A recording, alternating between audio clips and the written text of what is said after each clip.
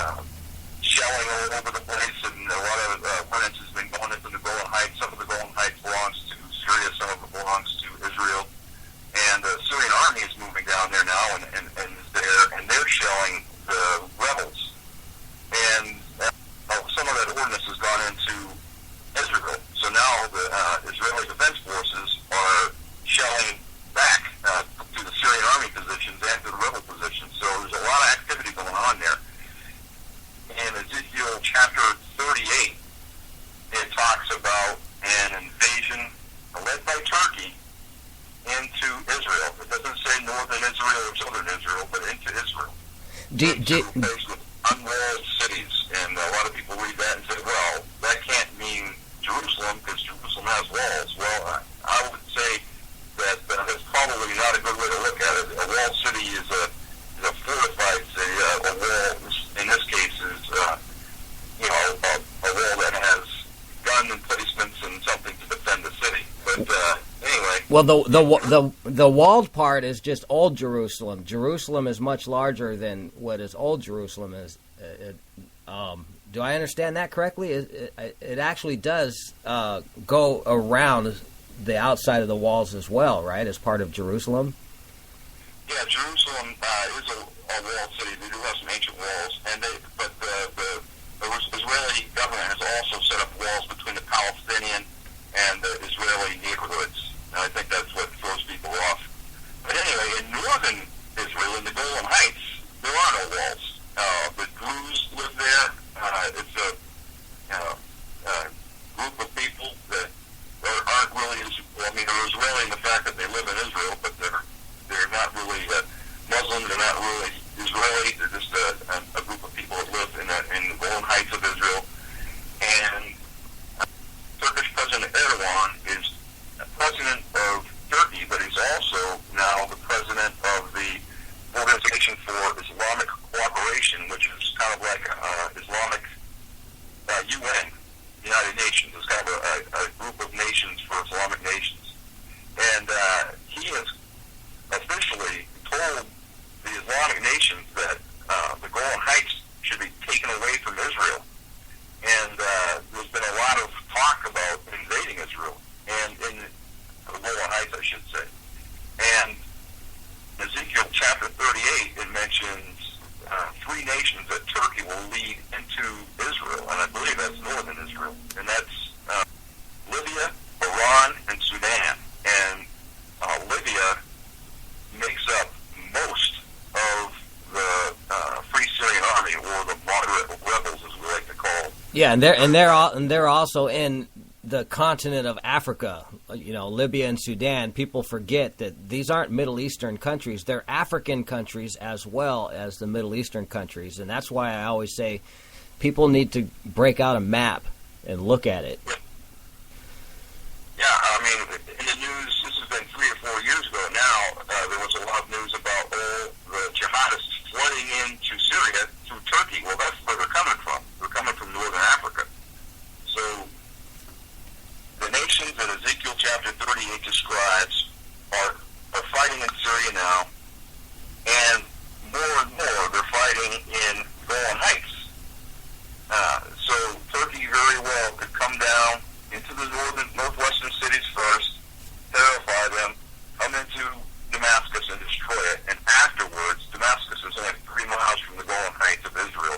Okay, so the government of Syria actually, it seems like they are allowing their shells, mortar shells and whatnot, to go into the Israeli part of the Golan Heights on purpose, but they keep saying that they're errant. But the Golan Heights, it's not a no man's land. There are people actually residing in that area then. Yes, there are. Yep. Yeah, I know that some shelling has been, some Syrian army shells that landed in the Israel part of Golan Heights. I don't know if that's on purpose or not. There's a lot going on down there right now. There's all sorts of different factions there now.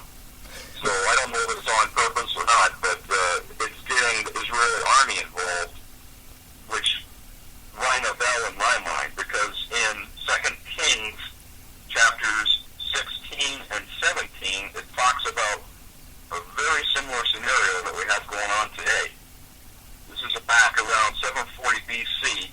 Syria went to war with Israel, and the big power in the world at the time were the Assyrians. So Israel asked the Assyrians to help them fight Syria.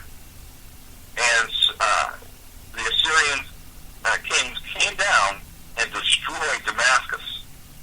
Okay? And afterwards, just a couple years afterwards, they invaded northern Israel and took a lot of captives and,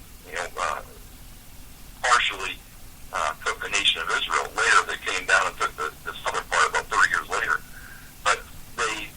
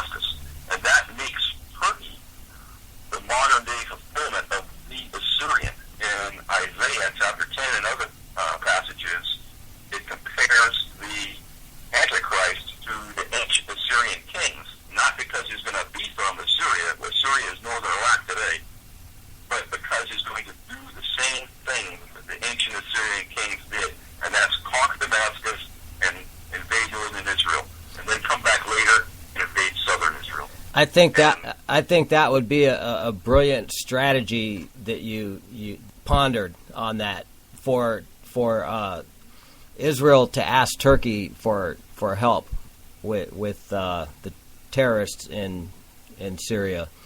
So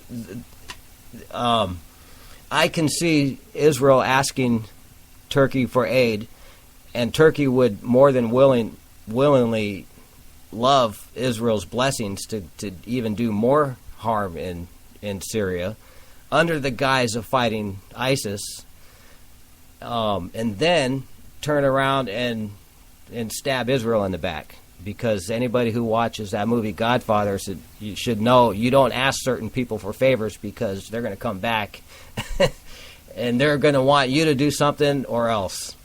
And I can see that happening. Yeah, Turkish President Erdogan, even long ago when he was just Prime Minister, he was Prime Minister for 12 years, I think since 2003, and he has just been itching to go into Syria and into Damascus. He wants to remove Syrian President Assad from power in Damascus and replace him with a Muslim Brotherhood ruler. And he wants to do the same thing in Egypt.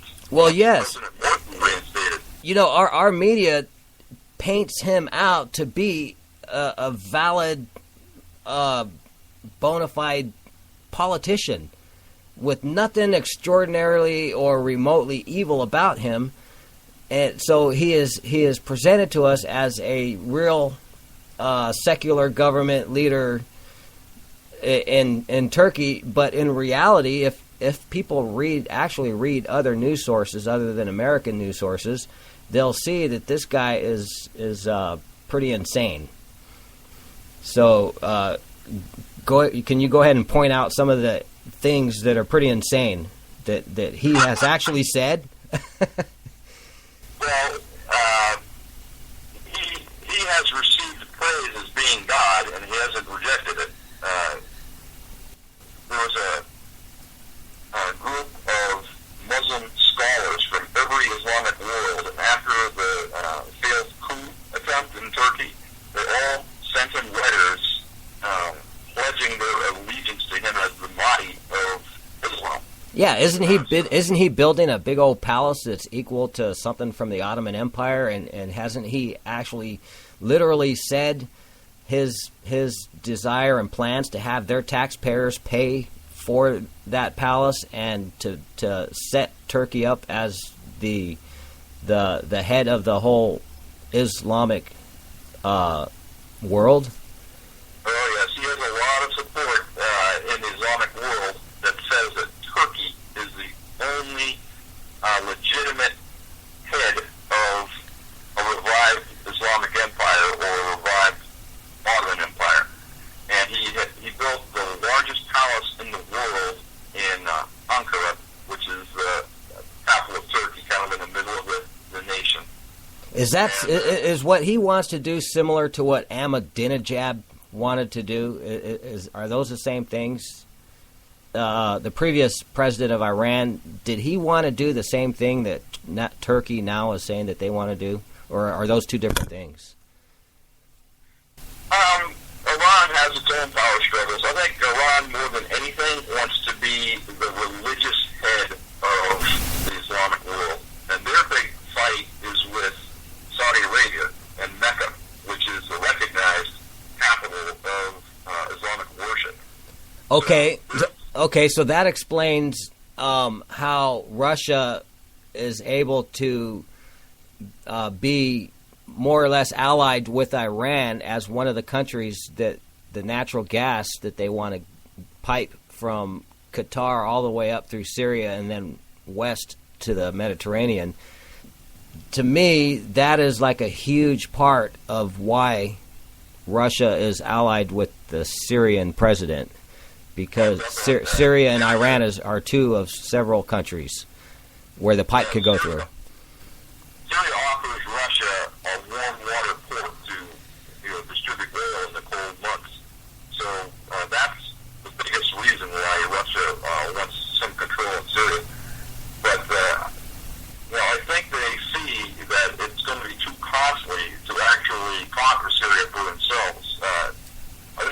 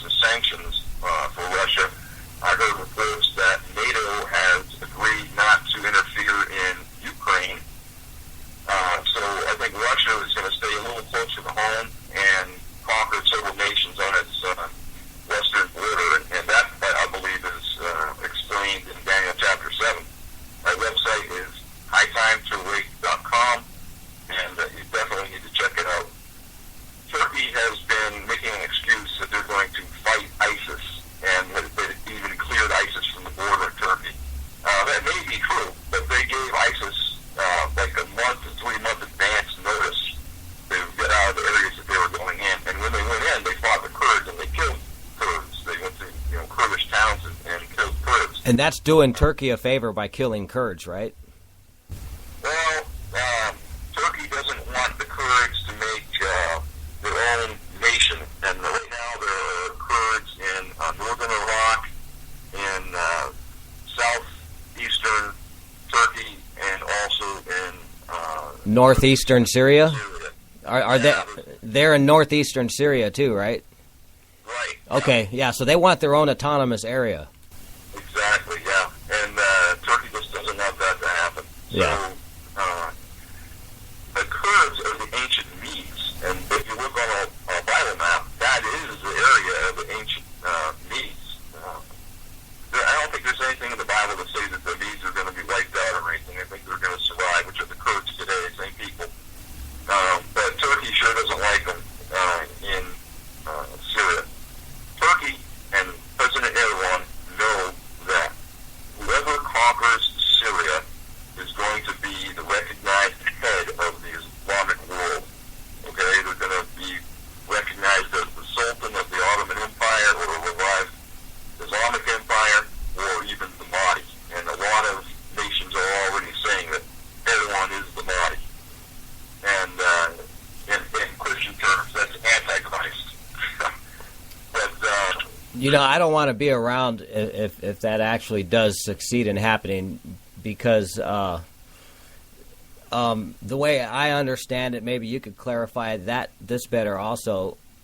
The president of Syria is the only president in the Middle East who is not against Christians. yeah, I mean, I hope people know that, but Syria, even today, still is a refuge for Christians, even from northern Iraq. Syria is, not Syria, Jordan is also friendly to Christians. I mean, Syria's not the only one, but it's one of very few. There are Christians in Egypt, and maybe the government is sympathetic to them, but the Muslim Brotherhood and Hamas aren't. And Christians in Egypt are getting wiped out. Yeah, I do forget about Jordan too, because Jordan actually is a friendly place. I've been to both of them with church in 91 and 92 and 93. I went twice with the Bible school, and they were very friendly over there, as well as friendly to our buses. We had 2 buses full of Christians, and they were friendly to all of us. Up until the Arab Spring, nobody heard anything about Syria or Jordan, and even now, people aren't hearing much about Jordan. And if this happens in Syria, to where they oust their current president, Assad, I think Jordan is going to be next. It started in Africa, and it moved all its way to, while it was going on in Afghanistan and Iraq, and it actually moved to Syria, and I'm still amazed. Why Syria? But obviously because of what we've been talking about. The 2 powerhouse nations in the Middle East now are Turkey and Iran. And I think that, they've been partners, maybe not so openly, and sometimes openly. If you read the news, they have had agreements for the last 5 years that they've been talking. Everyone wants to make a revived Ottoman Empire or a new Islamic Empire, however you want to look at it.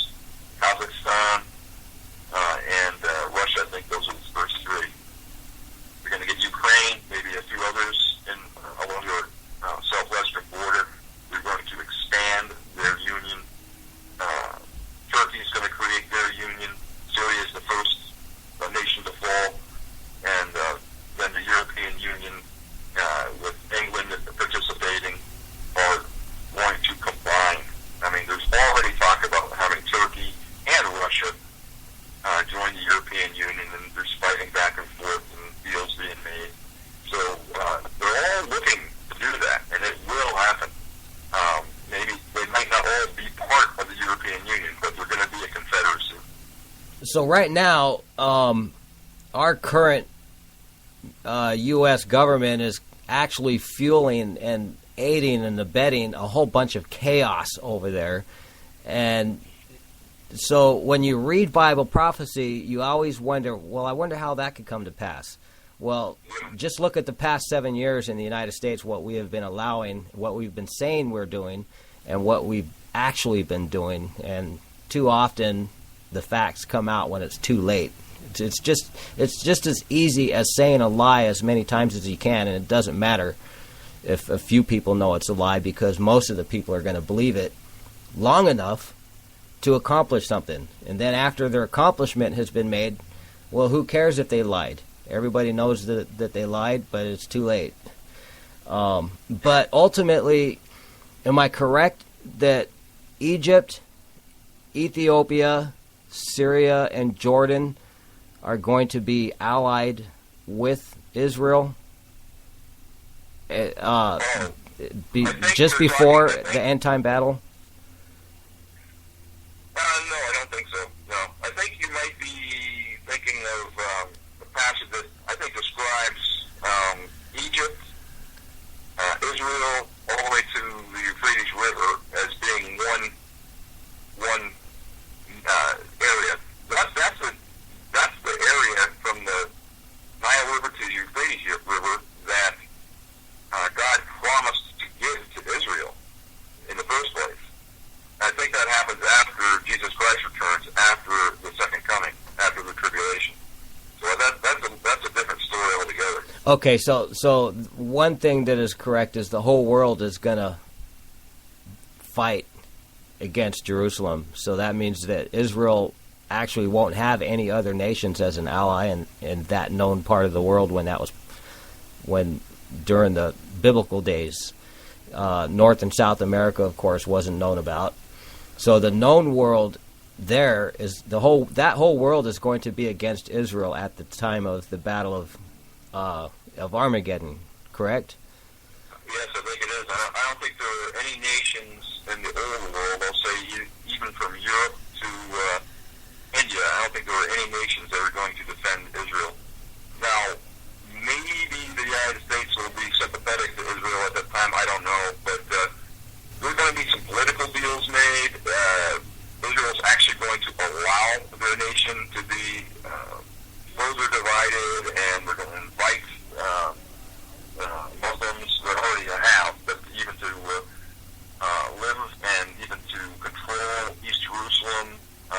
So, it might not look like an all-out invasion at first. They're going to make some big mistakes, and Jerusalem will be overrun by armies, but that's at the end of the tribulation. Okay. Actually, in the middle of the tribulation, they're going to be taken over, and it's going to be a horrible time for 3.5 years. But okay, there's one more thing that is in the process that can actually help even more speed up the fulfillment of Bible prophecy between Syria, Turkey, and Israel, and that is that between the European Union and the nation of Turkey, they are now allowing Turkish citizens a fast track to European Union citizenship to move to Europe. Well, there's been a lot of debate about this. Angela Merkel, for whatever reason, in Germany, has been spearheading this with Turkey. Turkey has requested visa-free travel throughout Europe for Turkish citizens in exchange for Turkey to control the flow of Syrian refugees into Europe.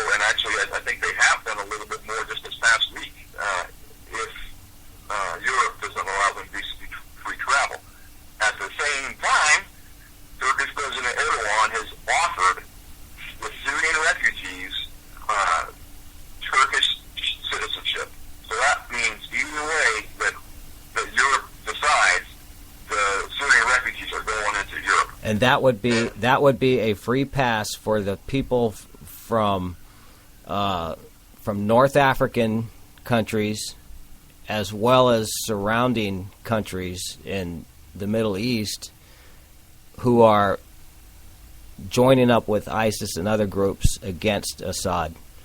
So those people, they're being painted as freedom fighters, but really they're people from all across North Africa and the Middle East fighting against Assad. So those people will have a free pass to become refugee status in Turkey and then go into Europe and cause more trouble. Absolutely. They already caused a lot of trouble. And there's, there's definitely been a lot of, military-aged young men that have gone into Europe and raped and pillaged. More men than women and children. Yeah, absolutely. Able-bodied men. Yeah, I've seen film after film of jihadists going to Europe on rafts, and I think it might have been on Wally Shoibot's website. He had a video, and they're as on the way over, they're saying Europe is ours. So yeah, Europe's in big trouble. And that's what we're afraid of happening here in the United States as well.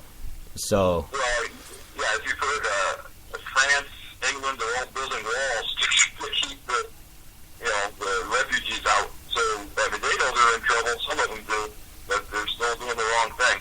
But there's some incentive for them to do the wrong thing because they do want to create that union, that large union with the EU and Turkish Union and.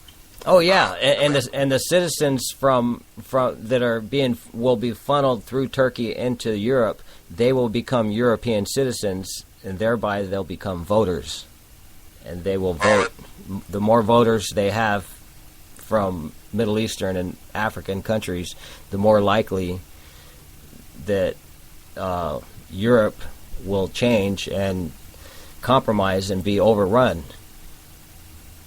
Yeah, that's quite by possible. Islam. I mean, my first concern is that they become soldiers as soon as they touch, European soil. Oh wow, they'll become European soldiers.